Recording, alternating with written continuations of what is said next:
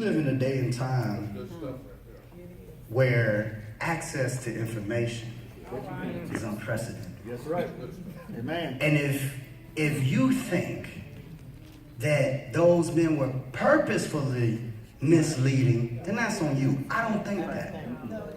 What it seems to me to be is that our understanding and knowledge has now been made to increase because I got access now to more information on my phone than they could have ever dreamed to have. And if I apply myself and learn this information, it's inevitable that I'm now going to present you with information that's going to cause a fight. If you have been, watch this, indoctrinated. Get back. Yeah, that's okay. That right there, how many of you have been part of in our understanding? Don't ask no questions. Just do what I'm telling you to do.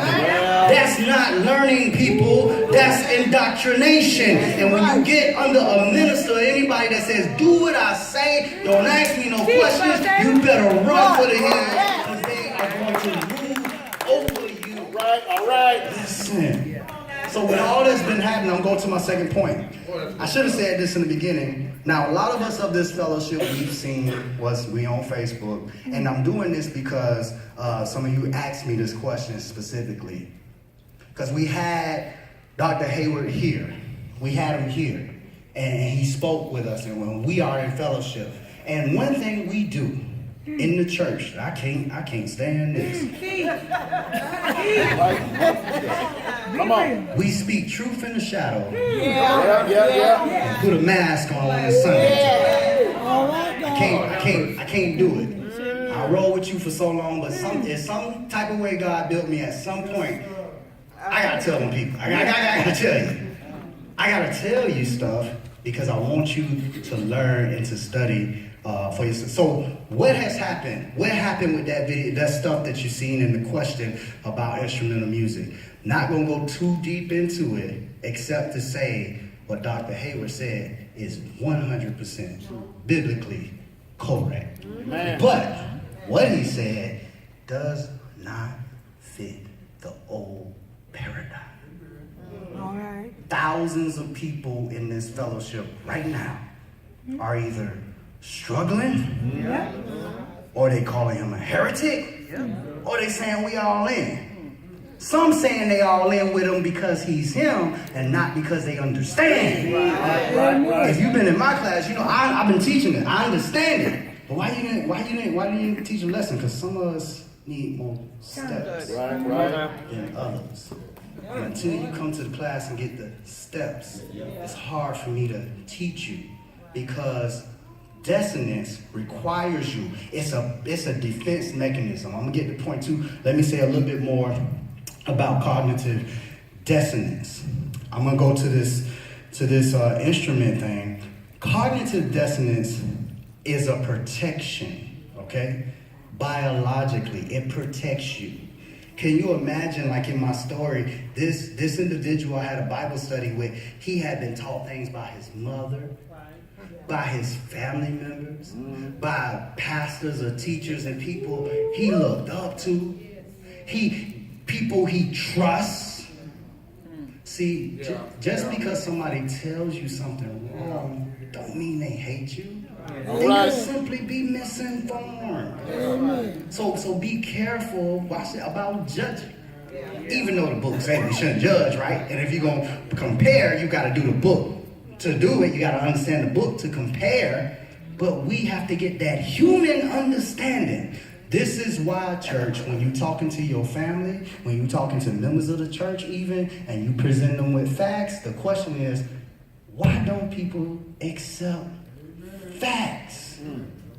It's because the facts requires them to change. Well, what don't people want? People do not want to change. Why? Because there's this thing called ego. See, we miss a lot of the biological, psychological teaching of the Bible because it uses different words than we are used to. When the Bible says pride, it's talking about your ego. Well, Because ego says it don't feel good to be wrong. Even though it's a mark of maturity to accept that you was wrong and now go forward and teach what's right, that don't feel good, especially if you're responsible for teaching something. Well, let me get my sins out right here. I done taught that there's one name before. Taylor was wrong. I done taught that no matter how you look at an instrument or whatever, it's wrong. I done taught that. So let me just go ahead and put that out there. And those two things, I'm sure there's more, but those two things, I was wrong. Because you have to continue, study, and show yourself approval. Now, here's the thing with the instrumental music. And I don't have time to go through the scriptures, so I'm just going to tell you. When you look at what Paul said in 1 Corinthians 9, verses about 19 through the end. Paul said, I became like the Jew, as under the law, listen to his purpose, to gain them. What were you trying to gain them to if they are? Because what they are practicing, they don't know. They don't understand where they need to go. So I'm trying to gain them. Well, how you going to do that? I got to get in there with them. Listen, Sarah. There's another extreme, y'all. The Jews represent the strictest of the strictest. Yeah. Over here is those without law. But Paul put a clause in there. He said, not being without law to Christ. So what does that mean? I have to logically conclude between here and there, I can be anywhere in here. Yeah. The difference is right here don't look the same as right here to us, but guess what? They both right.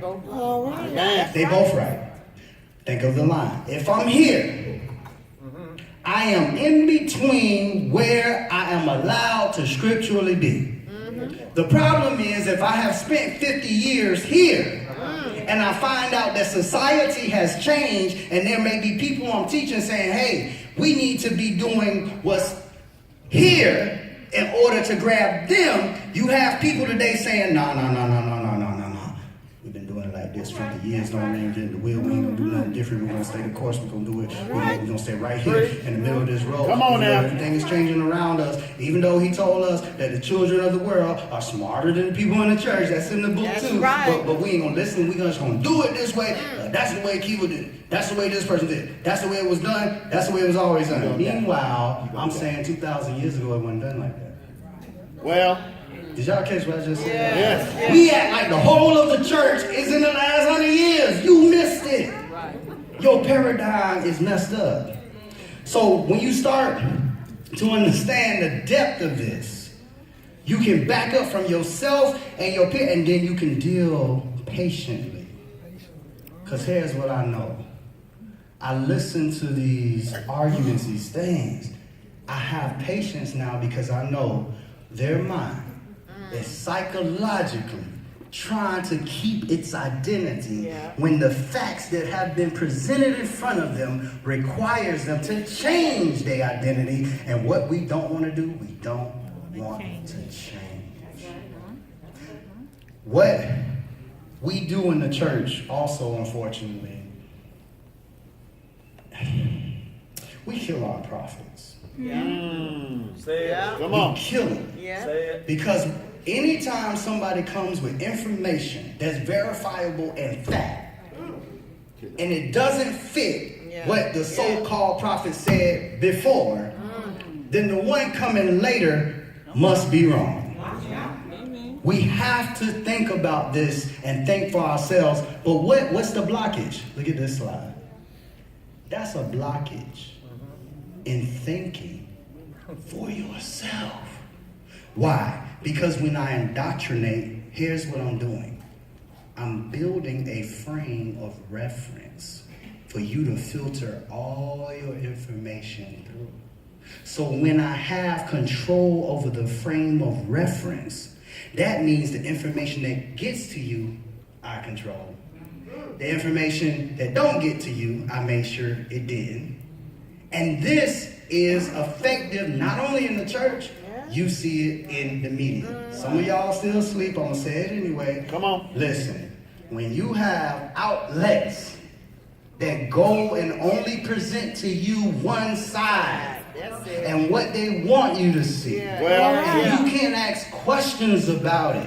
You build a worldview on what they show you, and now you go out into the world and you're interacting the way that CNN tell you to, the way Fox tell you to, the way whomever tells you to, and you're never using your mind. And this is what we mean by stay woke, or the Bible would say, hey, you need to be diligent in your studies. That's what we're saying. So we get caught up in this, and it's a tragedy. Let me go on because I'm going too long. Expediency. Get from me 1 Corinthians chapter 6 and 12.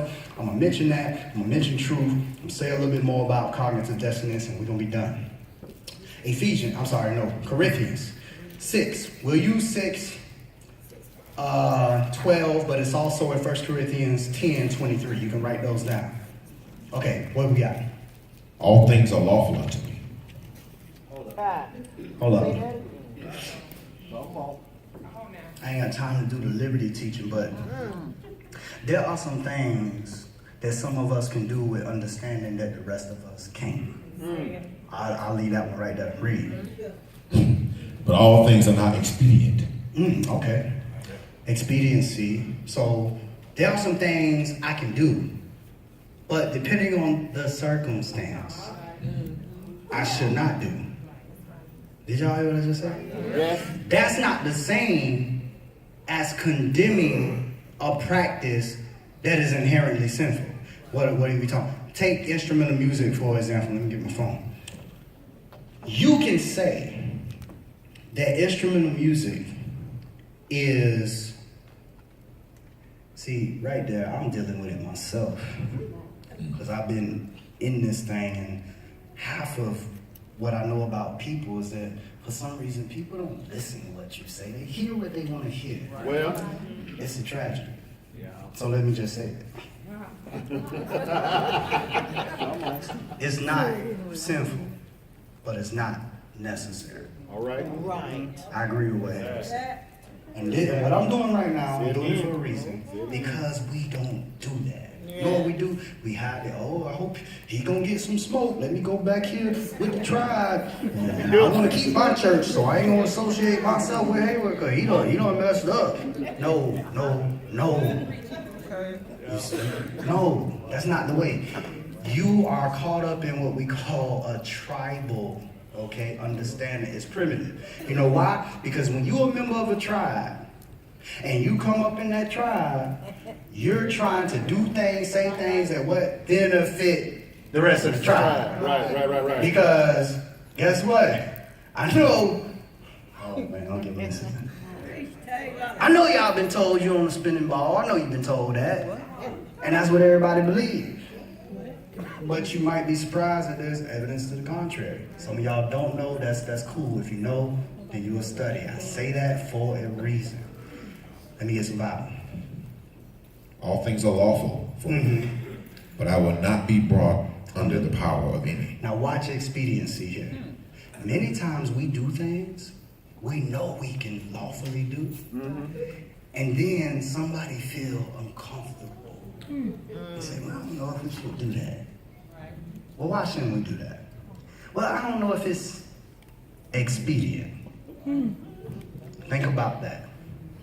Who's uncomfortable? Come on now. Is it the saved? Come on. You preaching. Teach. Or is it the guest coming in the door saying they not comfortable with that? Let's be honest here. Let's just say, who is uncomfortable here? Because the Bible tells me to focus on saving. Paul says, I became like the Jews. That's right. And I became like them. But forget what he became. The question is, why is he doing that? To gain. So here's the question, church. What's expediency? Is it all? Now there's a component when you truly have a sin problem. I ain't talking about what you dislike. I'm talking about stumbling blocks, but I ain't got time to do the teaching. But see, when you have that issue, you have to be honest with yourself. Man. Okay? Who is the expediency for to make members of the church feel comfortable? Because when you come in and you see something change happening and you don't like it, especially when you don't like it. When you like it, it's all good. It's okay. Here's a good example. Right. Sports fans, your team, balling. Yes, sir. They balling not, right? Right. And but they caught up. They came back and now they 7 points up. The other team done ran and they done caught up. They got a touchdown, but there's a flag on the play. It's a flag on the play. The flag is against the opposite team, and you want that call to stand. Yep. But guess what? It's good. They cross the line with the ball, both feet or whatever you say. It's all in there. But a ref threw it. It's a challenge play. You're hoping that they get caught. Yep. Even though, let's do it. The reality is, Touchdown. it's touchdown. What we do? We praise the ref. Good job, ref. Good call. Here's the sad part. We're doing the same thing in the church. Yep. You better teach. Same thing in the church. Come on now. What's up? Been preaching 50 years, got a big church, say something wrong. Yeah! Touchdown! No. No. Technical foul. Bring that all the way back. All the way back. Bring it All the back. way back. You're wrong.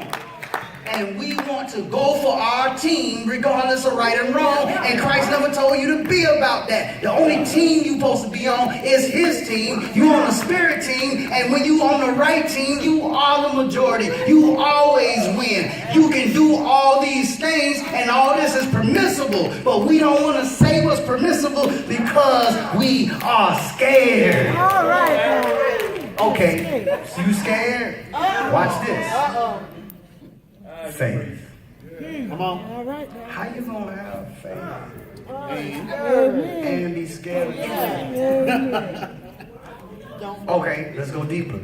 If you're a preacher, you scared to tell truth. I'm gonna get closer. Why are you scared?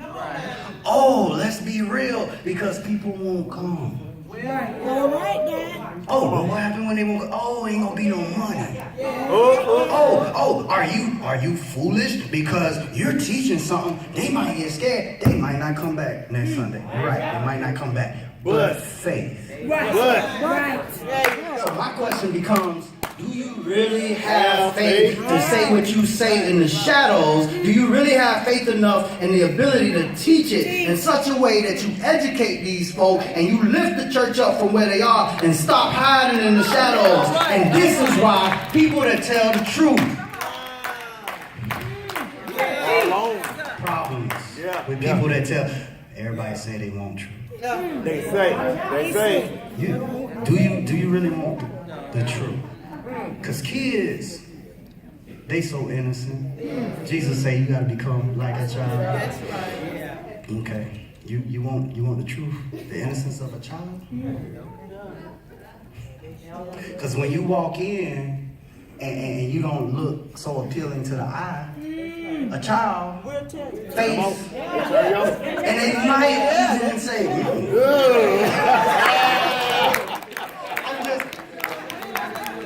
and that's uncomfortably honest.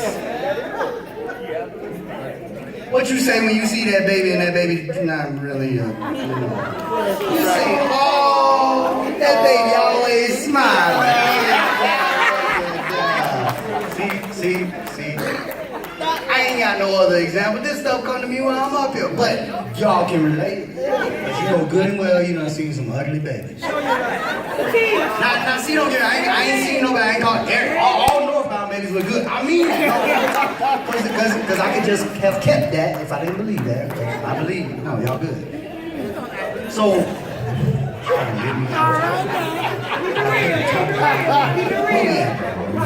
Okay, so what is truth? Watch this. Get from me John chapter 8 and verse number 32. I gotta end this thing.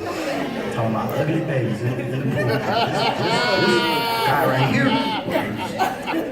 John 8, verse 32. Let's deal with what truth is so we can hurry up and get out of here. Truth.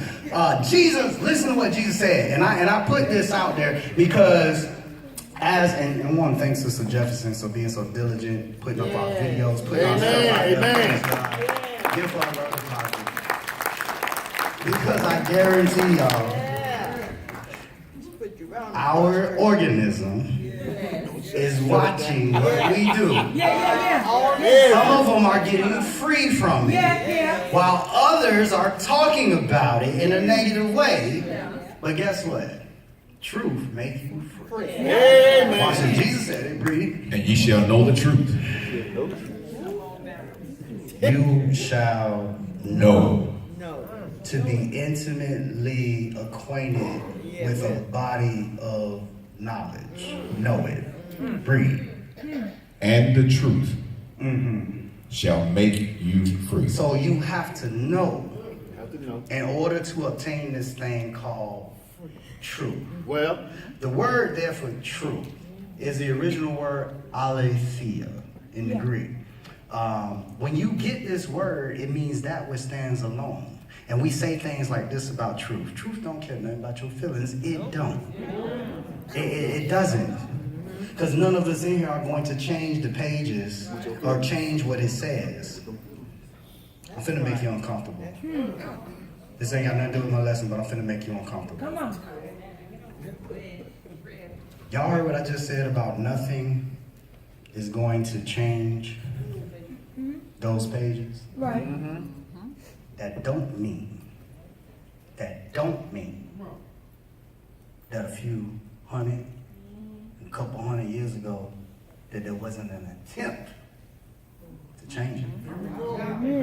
all right. I ain't getting that deep, but I'm gonna say this. There are people in our organism Come on. doing what I do, know stuff, have taught us things, understand it and taught it on a national platform.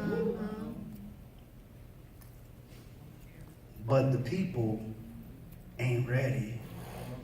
So just have that knowledge, just in case somebody come from out there into your congregation, Well, and that way you can deal with them. See, y'all don't, I can't do it. I can't do it. You know why? Because what that just said is there might be somebody coming from out there that has a body of knowledge / intelligence that y'all don't have. And here I am, been here 3 years, and I never covered that. I never taught you how to deal with that. So what happens when you meet that person out there and they don't come to me, they come to you? I thought that a preacher was supposed to equip the saints, Ephesians chapter 4. I thought they were supposed to prepare you, so I have to disclose even the uncomfortable truth. The uncomfortable truth is stuff, listen, like that woman caught in adultery. All right. I ain't gonna deal with it All today, right. but when you study, you might get a little uncomfortable with that. Come on now. All right. Boy, I'm so controversial, but you know what? It come natural, you know. I've been upsetting people all my life, so it's all good. If y'all like truth, you're gonna be all right. all right. Be all right. Why people reject it? The truth is gonna make you free, y'all. You hold right there, Brown. We're gonna end today. So why would I do this? To recap, you are dealing with being a part of this organism. You will be dealing with your brothers and sisters from other congregations. Some of them will get upset. Some of them will fuss with you. But what you will know is that simply evidence of them dealing with facts that cause them to change, and they are refusing to make that change. If you're going to be mature as a Christian, if you're going to be honest as a Christian, you have to admit right now that you don't know everything. All right. Amen. I don't know So every time I deal with a topic, I don't assume I just know it. I go back and I study it. And when you go back and you study this thing over and over, you may actually find I missed that. Right. And if you're honest as a person, you can help somebody. If you are a doctor, it don't matter how you feel about the person's health. Don't matter. You have to deal with what is the fact. When you look at this instrumental music thing, you have to be honest. That was never a question that the New Testament Christians were asking. That's deep. They're not asking that question. So how come Paul went over here and did something from the old? Because he was becoming like a Jew to the Jews. Paul never said, hey church, we got to do what they do. That's binding. Amen. He didn't bind the law, but he did not condemn the people that did practices from the law. Right. He condemned trying to say these practices from the law made you righteous. Right. Because Christ made you righteous. Right. Last example, let's use money again. Can one person in here, just one, can one person in this brotherhood find me the New Testament scripture that tell you to get 10% of your income? If I wait, I probably will die waiting. Yes, sir. Because it ain't there. It ain't there. But wait a minute. You can find it in the Old Testament. Yes. You can find it in the Old Testament, and it is for some reason taught in New Testament churches that the 10th is mandatory. You know what that just did? You just took an Old Testament thing Yes. and binded it on. Now that is sinful. That's right. Here's a fact. Does it not say in 2 Corinthians chapter 9? I said it's a fact, so I need to establish it, because for sometimes people think just because it's coming out of a certain person's mouth, it may be invalid. That's okay. So we'll let it come right out of the book. 2 Corinthians chapter 9, verse number 6. I want to start there. But this I say. This I say. He was so sparing. Shall reap also sparing.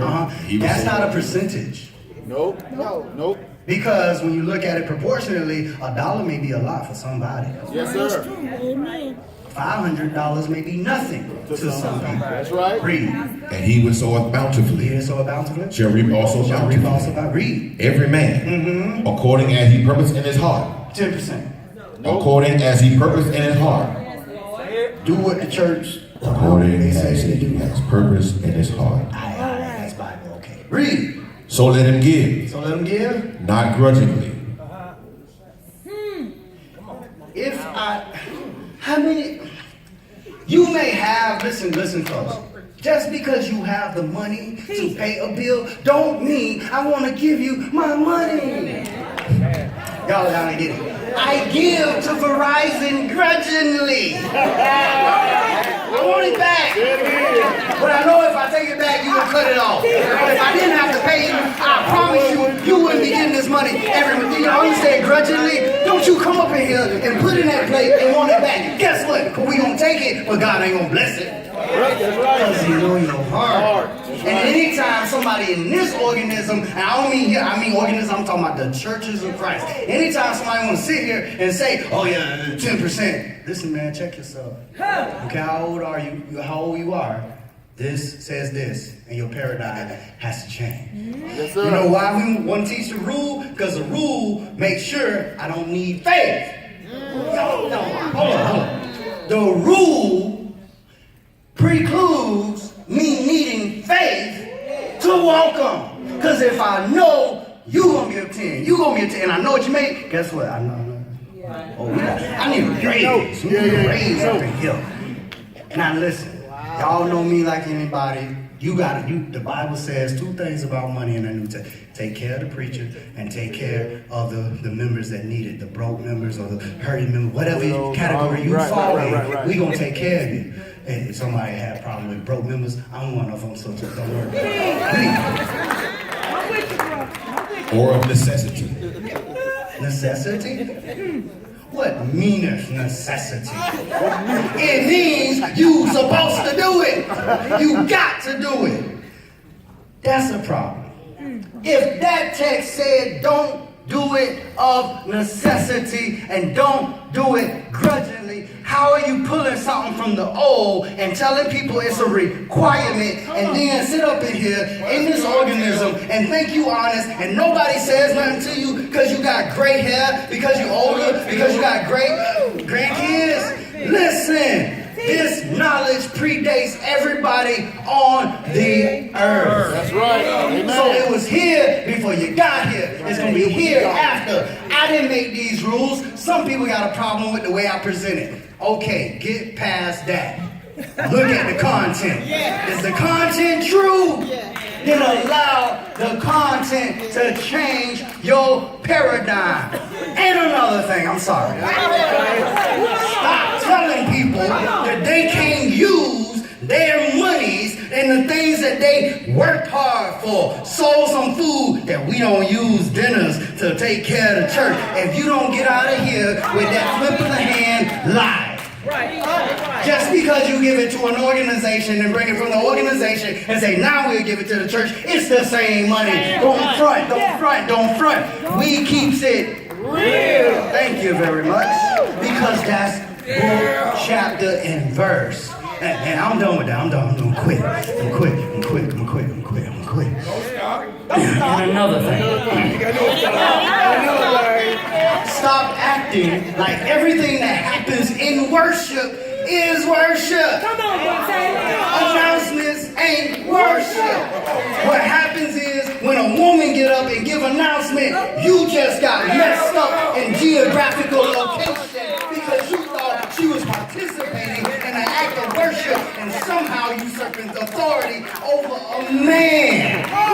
And another thing, at this congregation, I happen to be that man. If I give you the permission, you ain't taking it by force. Come on now. And another thing, in 1 Corinthians chapter 11, when Paul says something about women praying, why is he even dealing with women praying in public if women never supposed to pray? Don't you indoctrinate me. Don't you indoctrinate me. But see, sometimes keeping it real, keeping it scriptural goes wrong. But who does it go wrong for? The people who refuse to change. Because when truth comes, you get free. You don't get bound up and tell me Jesus didn't say it. I'm gonna be about the truth. I don't care if I was wrong last week. I come in here this week and say, y'all, guess what?